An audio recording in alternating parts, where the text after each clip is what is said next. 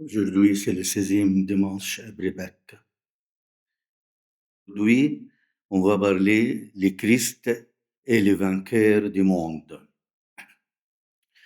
Pendant ces 6 semaines à Brébac, on parle du Christ ressuscité. Le Christ qui a traité les doutes, le Christ qui est le pain de vie, le Christ qui est l'eau vivante, l'eau vive, le Christ qui est la lumière du monde, le Christ qui est le chemin, la vérité et la vie. Aujourd'hui, le Christ est le vainqueur du monde. Vous aurez des tribulations dans le monde, mais prenez courage. J'ai vaincu le monde.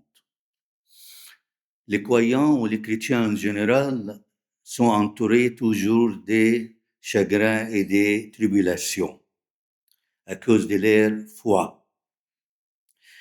Et les chrétiens toujours doivent entrer par la porte étroite. Et pour suivre le Christ doit porter sa croix. Mais nous avons tous des épreuves. Nous avons tous des tribulations dans le monde. Mais il y a aussi Dieu sauveur. Nous ne sommes pas tout seuls. Il y a une aide divine qui apporte réconfort et salut. Alors, les épreuves et les détresses existent, mais Dieu existe aussi. Et la foi en lui, en son œuvre, couvre les épreuves et les détresses de sorte que nous ne le voyons pas. Et pour ça, Saint Jacques, dans son épître, beaucoup posent des questions sur ces versets-là. Il dit, mes frères, regardez comme un sujet de joie complète les diverses preuves auxquelles vous pouvez être exposés.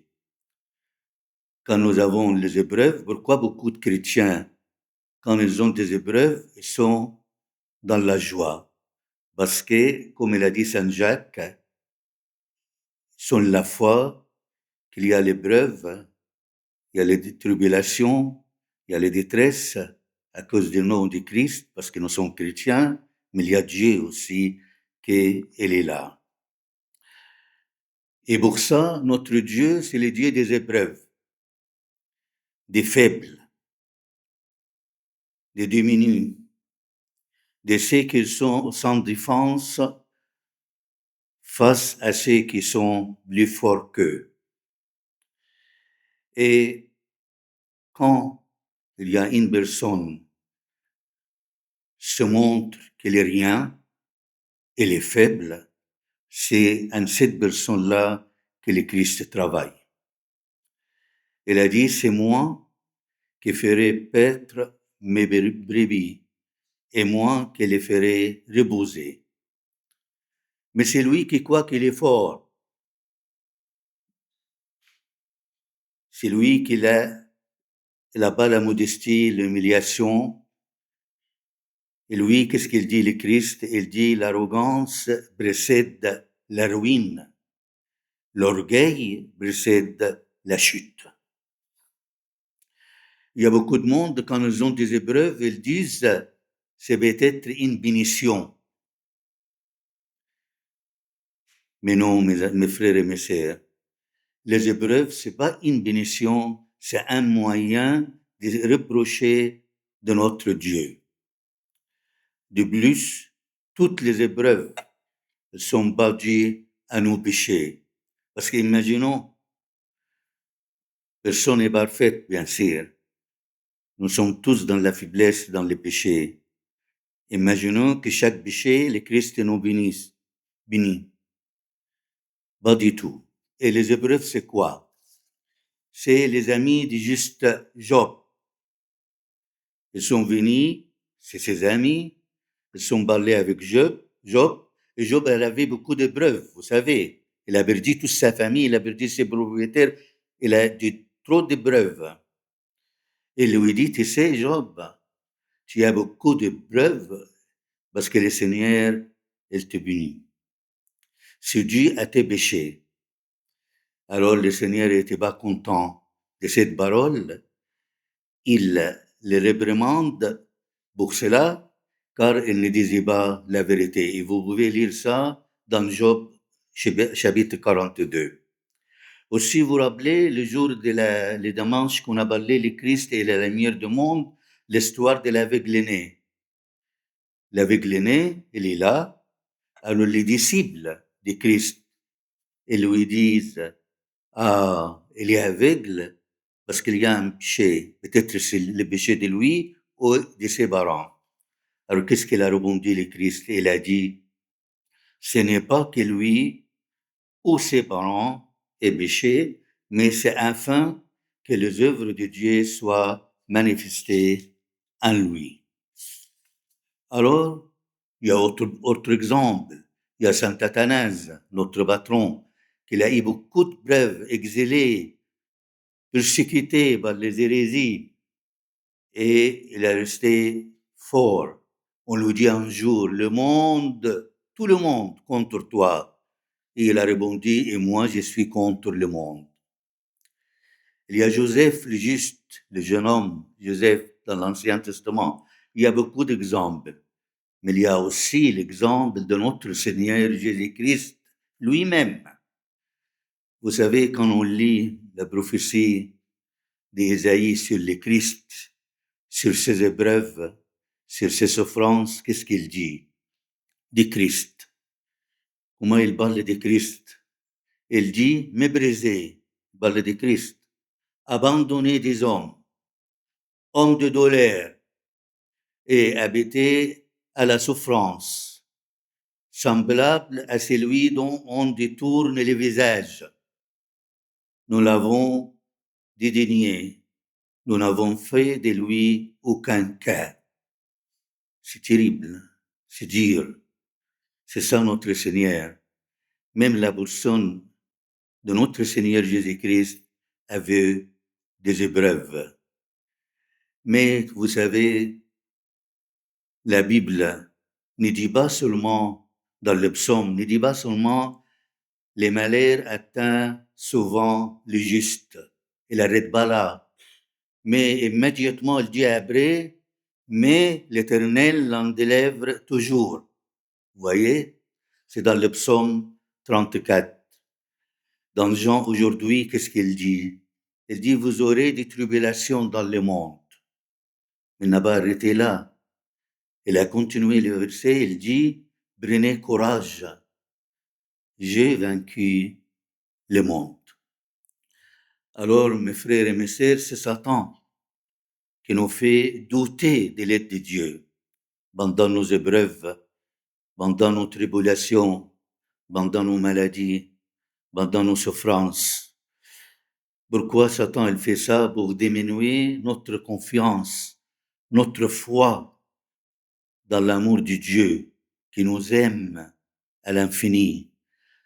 Notre doute et notre, pour combler notre doute, notre confiance dans son soutien et pour qu'il nous pousse vraiment à la désespoir. C'est le plus dangereux dans la vie d'un chrétien en général, d'un homme, c'est le désespoir. Nous avons le Christ, tout notre espoir, c'est dans le Christ. Même quand nous avons des tribulations dans le monde. Et aussi, Satan, il fait ça parce qu'il fait que les gens autour de nous, il dit, voilà, c'est croyant, c'est lui qui croit à Dieu, au Christ, il a beaucoup de souffrance. Dieu, il est pas avec lui. Où il est son Dieu? C'est la musique de notre époque là. Où il est son Dieu? Il est là. Dieu, il est là. Et même nous péchons contre Dieu. Nous avons beaucoup de péchés. Mais malgré cela, le Christ n'aime pas nous abandonner. Le Christ n'aime pas nous abandonner. Même si nous sommes dans le péché, il dit, vous voyez, David, il a compris ça. Il a dit, quand je marche dans les vallées, l'ombre de la mort, je ne crains aucun mal, car tu es avec moi, il parle avec Dieu, et ta houlette et ton bâton me rassurent. Qu'est-ce qu'il dit aussi, David? Si une armée s'est campée contre moi, mon cœur n'aurait aucune crainte. Si une guerre s'élevait contre moi, je serais malgré cela plein de confiance. Aujourd'hui, le Christ, il nous dit, prenez courage, aie confiance, quel que soit le temps qui tarde à de l'aide du Seigneur. Nous devons attendre avec confiance et foi, parce que David aussi, il dit, l'Éternel est pour moi, je ne crains rien. L'Éternel est pour moi, je ne crains rien. Que peuvent me faire des hommes? L'Éternel est mon secours. L'Éternel est mon secours. Et même, si Dieu bénit parfois, mais il est très miséricordieux dans sa bénédiction. Et pour ça, il dit,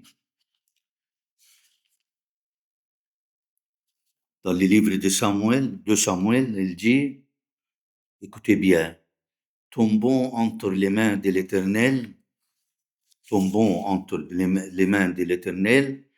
car ses compassions sont immenses, mais que je ne tombe pas entre les mains des hommes.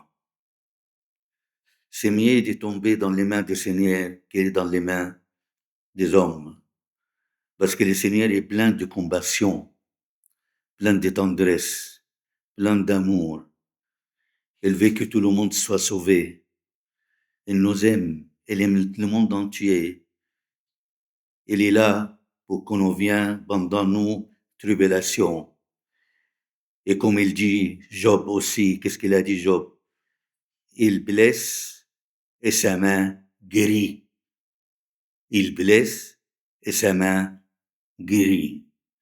Alors cela veut dire aujourd'hui que malgré tout ce que peut nous arrive, la victoire de Jésus à la croix nous permet d'être heureux, un peu, en confiance, plein d'espoir. Et malgré toutes les difficultés que nous avons à cause du nom de Christ, parce que nous sommes chrétiens, malgré toutes ces difficultés, le monde ne peut pas détruire ce que Jésus a mis en toi. À lui la gloire éternellement. Amen.